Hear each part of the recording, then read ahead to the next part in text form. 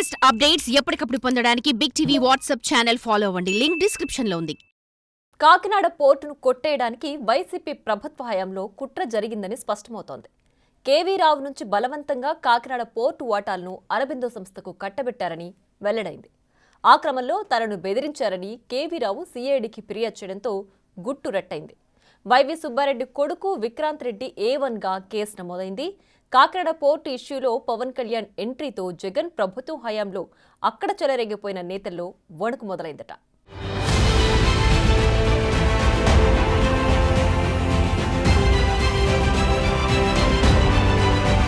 ఏపీలో deputy CM Pawan Kalyan పర్యటన తరువాత వార్తల్లో నిలిచిన కాకినాడ పోర్టు అక్రమాలపై ప్రభుత్వం ఫోకస్ పెట్టింది. ఇప్పటికే కాకినాడ పోర్టు నుంచి 1000 టన్నుల రేషన్ బియ్యం అక్రమంగా విదేశాలకు వెళ్లిపోతోందని నిర్ధారణకొచ్చిన ప్రభుత్వం దానికి అడ్డుకట్ట కూడా వెయ్యలేకపోవటాన్ని సీరియస్ గా పరిగణిస్తోంది. ఈ నేపథ్యంలో తాజాగా దక్షిణాఫ్రికాకు చెందిన స్టెల్లా L1 షిప్ లో పట్టుబడ్డ రేషన్ బియ్యం వ్యవహారంలోనూ ఏమీ చెయ్యలేని పరిస్థితి నెలకొంది.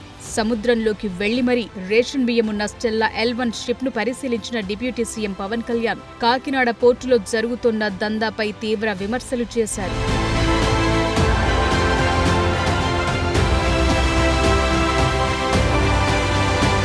అలాగే పోర్టు భద్రతపైన పవన్ సందేహాలు వ్యక్తం చేశారు.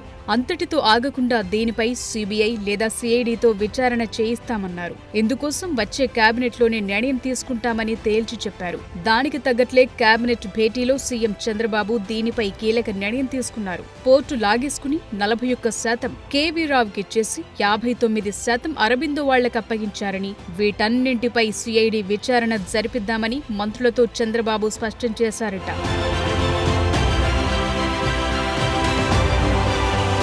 ఇప్పటికే వైసీపీ హయాంలో కాకినాడ పోర్టును తమకు అనుకూలమైన వ్యక్తులకు కట్టబెట్టారంటూ విమర్శలు చేస్తోన్న ప్రభుత్వం ఇప్పుడు విదేశీ షిప్ ను పట్టుకున్నా సీజ్ చేయలేని పరిస్థితుల్లో ఉండటంపై ఆత్మరక్షణలో పడింది. దాంతో కాకినాడ పోర్టులో సాగుతున్న రేషన్ బియ్యం దందాపై సిఐడితో విచారణ చేయించే విషయంలో కీలక నిర్ణయం తీసుకుంది. అలాగే సముద్రంలో పట్టుకున్న విదేశీ షిప్ పై న్యాయ పోరాటం చేస్తే తప్ప సీజ్ చేసే పరిస్థితి లేకపోవడంతో కోర్టులో కేసు వేసే అంశంపైన ఆలోచన చేస్తున్నారట.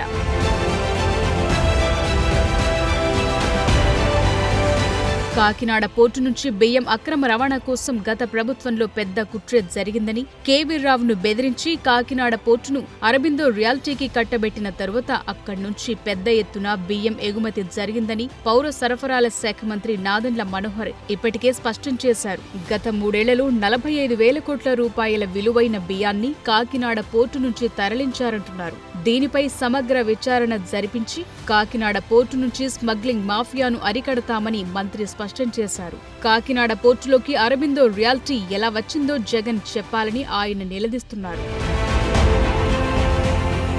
కాకినాడ పోర్టు నుంచి విదేశాలకు బియ్యం ఎగుమతి చేయటం అంత సులువయ్యేది కాదట. వ్యాపారి ఎవరైనా, ఏ రాష్ట్రం వారైనా ఇక్కడున్న కాకినాడ సిటీ మాజీ ఎమ్మెల్యే ద్వారంపూడి చంద్రశేఖర్ రెడ్డి గ్యాంగ్ కు అడిగినంత ఇచ్చుకోవాలట. దోపిడీకి కేఆర్ఎఫ్ అడ్రస్ గా మారిన ఆ డి గ్యాంగ్ కు అడిగిందిస్తేనే బయటి వ్యాపారుల నిల్వలేవి పోర్టు గేట్ కూడా తాకలేదంటున్నారు.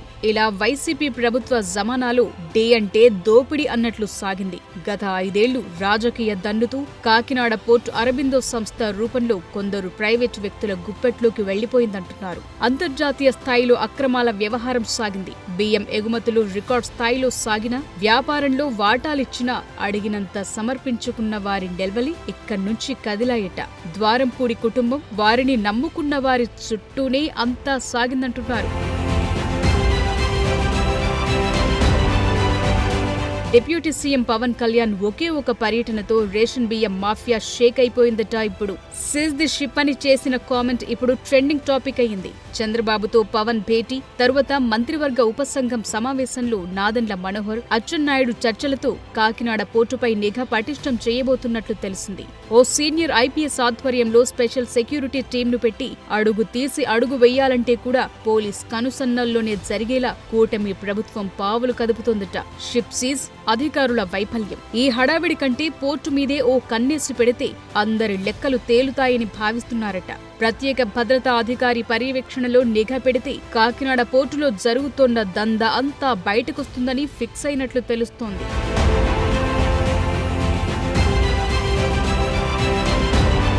ప్రత్యేక భద్రతా వ్యవస్థ డెడికేటెడ్ గా పోర్టులోనే ఉండేలా ప్లాన్ చేస్తున్నారట. లోకల్ పోలీసులు వెళ్లి పర్యవేక్షణ పెట్టడం కంటే ఓ స్పెషల్ టీం 24 అవర్స్ పోర్టులోనే విధులు నిర్వహించేలా ప్లాన్ చేస్తున్నారట. అలా పోర్టులో ఏం జరిగినా వెంటనే తెలిసిపోయేలా, ప్రతి అక్రమ దందాకు అక్కడే చెక్ పెట్టేలా పకడ్బందీ వ్యూహం రెడీ చేస్తున్నట్లు తెలిసింది.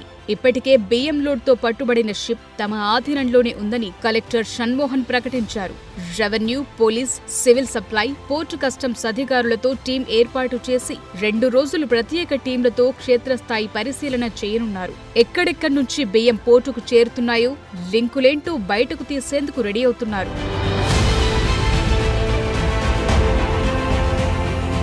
రేషన్ బియ్యం అక్రమ రవాణాపై ఉక్కుపాదం మోపే విషయంలో తగ్గేదేలే అంటోంది ఏపీ సర్కార్. కాకినాడ పోర్టులో భద్రతను పటిష్టం చేయాలని డిసైడ్ చేసింది.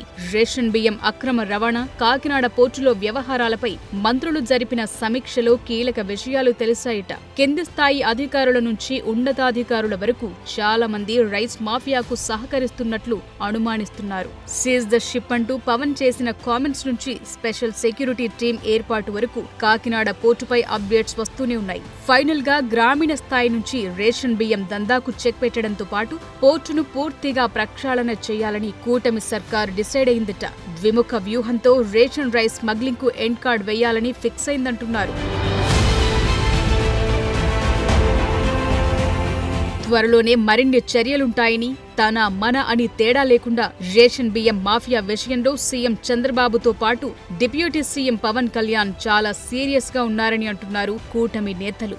మొత్తానికి కాకినాడ పోర్టులో పవన్ కళ్యాణ్ ఎంట్రీతో రేషన్ బియ్యం మాఫియాకు చుక్కలు కనిపించే పరిస్థితి నెలకొందంటున్నారు.